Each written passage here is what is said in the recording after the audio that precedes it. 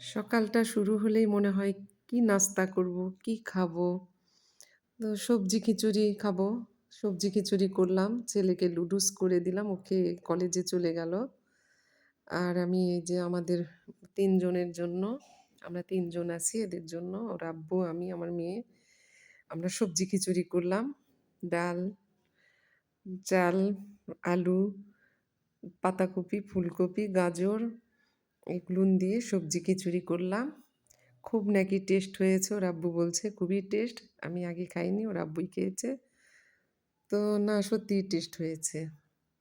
এখন আসলাম ওটা খাওয়া দাওয়া শেষ করে, যে দুপুরে ভুঁড়ি রান্না করছি, খাসির ভুঁড়ি।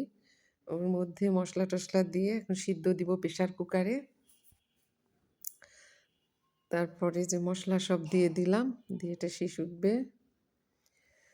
বড়ই পাতার গরম জলে শোয়াইয়া দি মশারির তলে, সাদা কাপড় আমায় পরিয়ে দে, সজনী তোরা ৩.৫ হাত জায়গায় আমায় দে।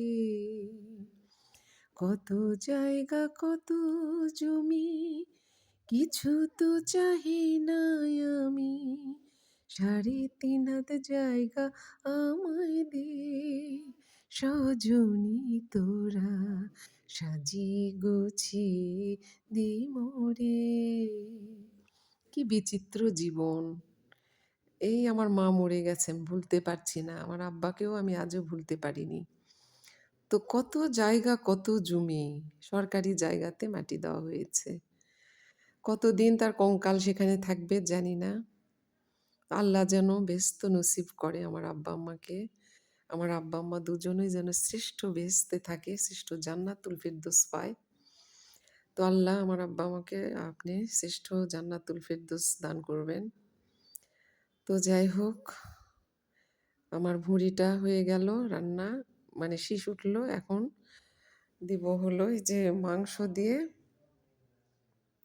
মুরগির মাংস দিয়ে সবজি রান্না করব। মুরগির মাংস দিয়ে পাতাকপি, ফুলকপি, গাজর এগুলো সমস্ত অনেক কিছু, সিম সব কিছু দিয়ে সবজি রান্না করব। তো আগে মুরগির মাংসটা রান্না করে নিই। তো আমার আম্মা পৃথিবীতে কত কি করে গেছে, অথচ তাদের মানে প্রিয় মেয়ে, আমার মায়ের প্রিয় মেয়েরা আমার মাকে জাতার উপর রেখে যেমন মাংস থিতা করে পিষে ফেলে, ঠিক সেরকম আমার আম্মাকে মৃত্যুর আগে সবাই পিষেছে। তো হে আল্লাহ, তুমি তাদের কঠিন থেকে কঠিনতর শাস্তি দিও আল্লাহ। আমার আম্মার যে এইরকম অবস্থা করছে, আমার ওটা স্মৃতি মনে হলে আমার চোখ দিয়ে পানি বাড়ায়, বুক ফেটে যায়, আর বলতে পারছি না। তো যারা এগুলো আমার আম্মার সঙ্গে করছে শুধু জমি জমা টাকা পয়সার জন্য, আম্মা তো কিছুই নিয়ে যায়নি, সব রেখে গেছে। সবাই আমরা ভাগ বাঁটর করে নিচ্ছি। তো যাক, যা পেয়েছি তাতেই খুশি। আল্লাহ আমার আম্মাকে বেহেশত নসিব করুন, আমার আব্বাকেও গোর আজাব এবং দোজগের আজাব হইতে মাফ করে আমার আব্বা আম্মাকে শ্রেষ্ঠ বেহেশতে রাখবেন আল্লাহ। তো আমার খুব মনে হচ্ছে, চোখ দিয়ে পানি বের হচ্ছে, কত কি রান্না করছি। আমার আম্মার জন্য একটু উঠিয়ে রাখতাম, পাঠিয়ে দিতাম, নিয়ে যেতাম। আজ আর কেউ নেই। তো কয়দিনের পৃথিবী, কে কত খেতে পারে? খাওয়া কি এতই বেশি যায়? খুব সামান্য খেতে হয়।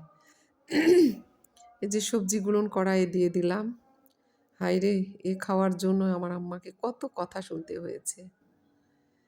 দয়ার আল্লাহ, যাক আপনি, আল্লাহ আমাকে ধৈর্য দিন। আমার আল্লাহ, আপনি আমার আম্মাকে ব্যস্ত নসিব করুন। তো আমি আমার ছেলে মেয়েকে নিয়ে আমি যেন ভীষণ সুখে শান্তিতে পৃথিবীতে থাকতে পারি, যতদিনই বেঁচে থাকি। তো আল্লাহ, আপনি সব কিছুর মালিক। কেউ যদি কাকো মারে, তো আপনি না মারলে কারো ক্ষমতা নেই মারার। আল্লাহ যদি রাখে তো কারো কিছু করার নেই। রাখে আল্লাহ, মারিকে তো আল্লাহ তুমি পৃথিবীতে পাঠিয়েছো, তুমি আমার হেফাজত করো। তুমি আমার সন্তান, আমার স্বামী, আমার সবার আমাদের হেফাজত করুন আল্লাহ। আপনি হেফাজত করুন। তো আল্লাহ এই যে এখন রান্না করছি, কত কথা মনে হচ্ছে। এই ভুড়ি রান্না করছি, একটু তুলে রাখতাম মায়ের জন্য। মনে হচ্ছে অনেক কথাই রান্নার সময় মনে হয়। তো এই যে ভুড়িটা দিলাম, ছোট নতুন আলুগুলো ছোট ছোট করে কেটে দিলাম ভুড়িতে। খাসির তেল অনেক আছে, তো এই জন্য তেলের মধ্যে ভুড়িটা বেশি একটু আলু দিলাম, খেতে বেশ ভালো লাগবে। একটু ঠান্ডা কমছে, এজন্য ভুড়ি রান্না করছি। কারণ বেশি শীতের মধ্যে তেলযুক্ত খাবার খেলে নারীর মধ্যে যে জমে যাবে, তখন পেটের ব্যথা হয়, অনেক কিছু সমস্যা দেখা দেয়, গ্যাস্ট্রিক হয়।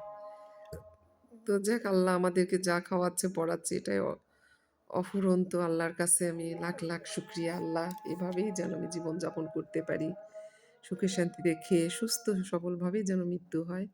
আপনারা আমাকে সাবস্ক্রাইব করবেন, বেশি বেশি ফলো দিবেন। আল্লাহ হাফিজ।